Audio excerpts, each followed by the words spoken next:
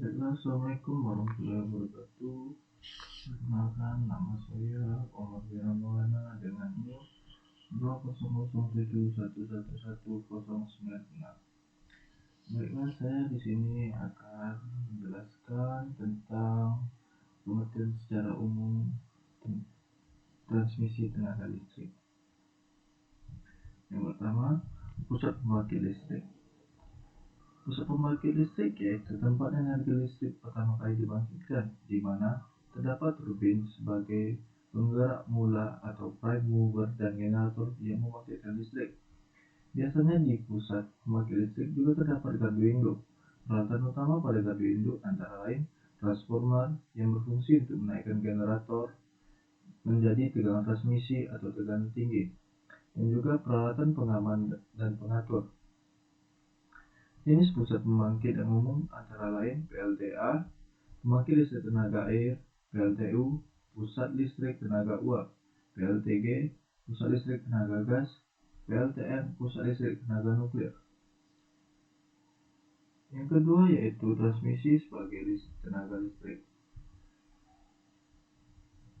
Merupakan proses penyaluran tenaga listrik dari tempat pembangkit tenaga listrik atau power plant sehingga saluran distribusi listrik atau substation distribution, hingga dapat disalurkan sampai pada konsumer pengguna listrik. Yang ketiga yaitu pusat sistem distribusi.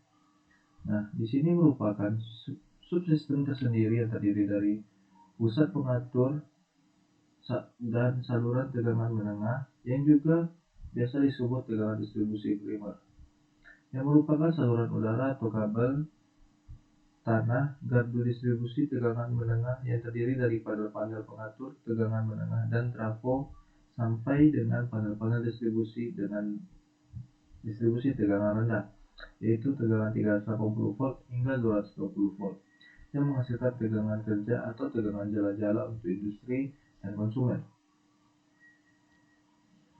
Berikut merupakan alur sistem tenaga.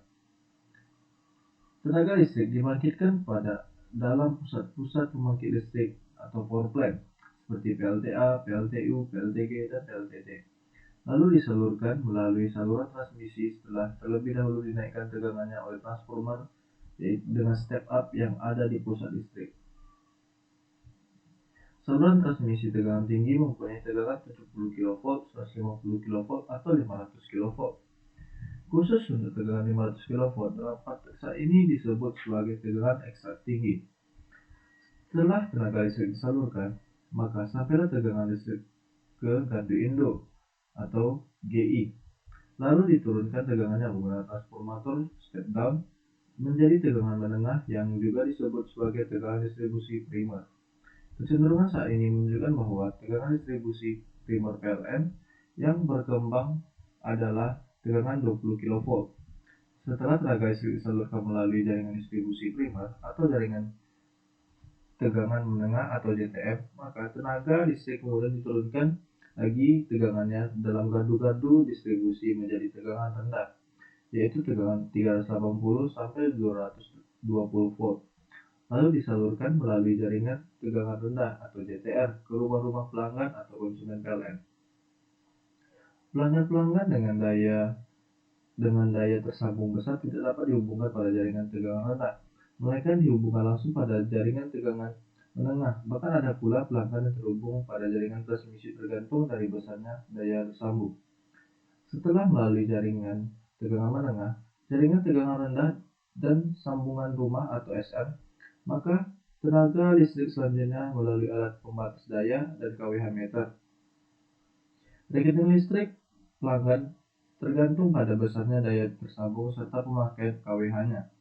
Setelah melalui kWh meter, tenaga listrik lalu memasuki instalasi rumah, yaitu instalasi milik pelanggan. Instalasi PLN umumnya hanya sampai pada kWh meter. Sudah kWh meter, instalasi listrik umumnya adalah instalasi milik pelanggan. Dalam instalasi pelanggan, tenaga listrik langsung masuk ke alat listrik milik pelanggan seperti lampu, kulkas, televisi, dan lain-lain. Berikut merupakan diagram blok umum sistem tenaga listrik. Transmisi tenaga listrik merupakan proses penyaluran tenaga listrik dari tempat pembangkit tenaga listrik hingga substation distribution sehingga dapat disalurkan sampai pada konsumer pengguna listrik melalui suatu bahan konduktor. Berikut akan saya jelaskan gambar yang ada di slide ini. Gambar tersebut menunjukkan blok diagram dasar dari sistem transmisi dan distribusi tenaga listrik yang terdiri dari dua stasiun pembangkit atau generating station, G1 dan G2. Beberapa substation yaitu hubungan antar substation, interconnecting substation, dan untuk bagian komersial perumahan atau komersial residential dan industri loads. Transmisi berada pada bagian yang diberi arsir tebal. Fungsi dari bagian transmisi substitution menyediakan service untuk merubah dalam menaikkan dan menurunkan tegangan pada saluran tegangan yang ditransmisikan serta meliputi regulasi tegangan.